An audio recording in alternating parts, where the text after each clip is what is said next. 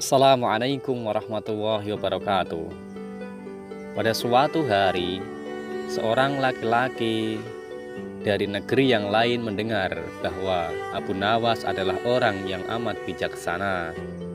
Si laki-laki ini bertekad mengadakan perjalanan guna menemui Abu Nawas dan berguru kepadanya.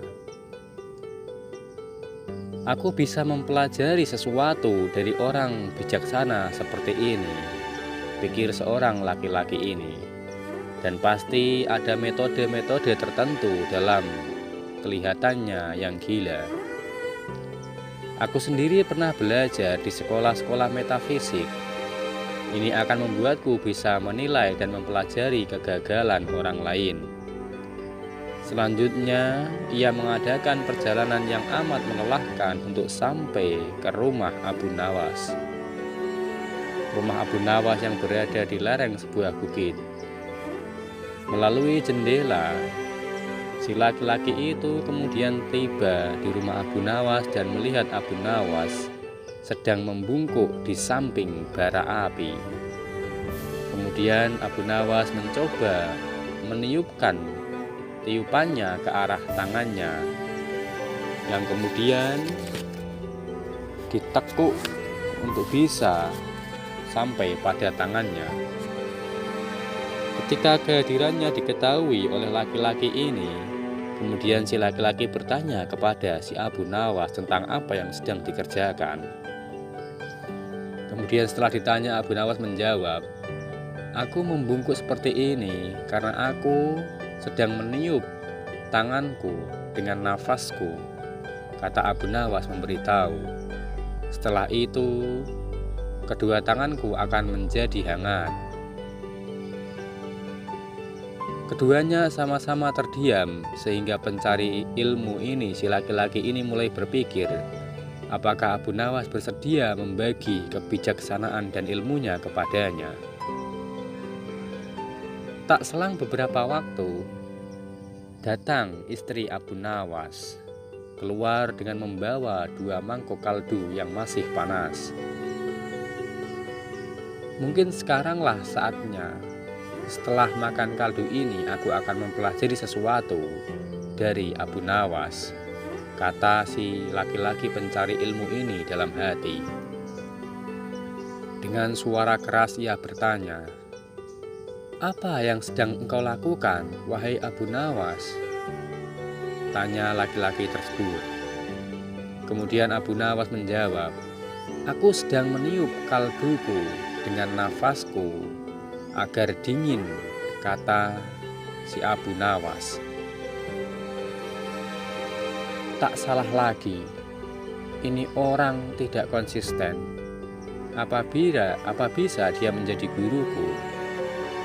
Kata si laki-laki ini kepada dirinya sendiri. Tadi Tuan Abu Nawas, dia bilang bahwa ketika aku datang dia sedang membungkuk dan meniup kedua tangannya agar menjadi panas. Lalu barusan saja dia berkata dia meniup agar menjadi dingin. Bagaimana aku bisa percaya dengan apa yang ia katakan? Dan bagaimana dia bisa menjadi guruku karena dia sendiri tidak konsisten, pikir si laki-laki itu.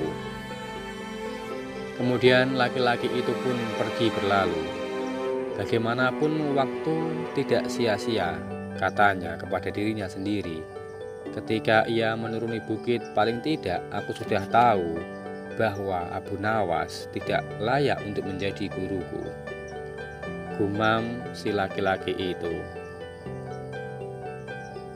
Padahal kita tahu bahwa tiupan nafas itu bisa menjadikan sesuatu menjadi panas pada tangan kita.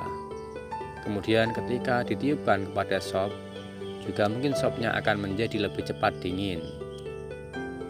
Hikmah dari kisah ini adalah ketika sesuatu ataupun seseorang ditempatkan kepada tempat yang berbeda, bisa jadi kita harus beradaptasi, kita harus bisa menyesuaikan diri dan bersikap sebagaimana tempat kita berada. Ada pepatah mengatakan, lain ladang, lain belalang, lain tempat, lain pula caranya.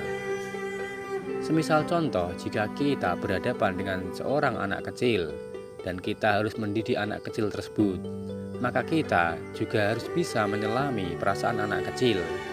Lebih jelasnya, kita juga harus bisa menjadi anak kecil dan mendalami sifat-sifat anak kecil. Jika kita menjadi orang besar ketika mengajari anak kecil, maka kita tidak akan berhasil dan kita akan menjadi orang gagal.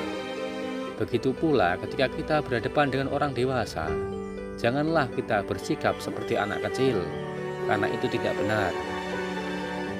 Kesimpulannya adalah, ketika kita berada di tempat manapun dan berhadapan dengan siapapun, kita harus mampu menyesuaikan diri sesuai dengan kondisi yang ada.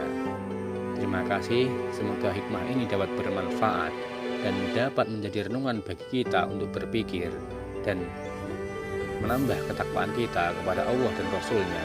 Terima kasih, semoga bermanfaat. Assalamualaikum warahmatullahi wabarakatuh.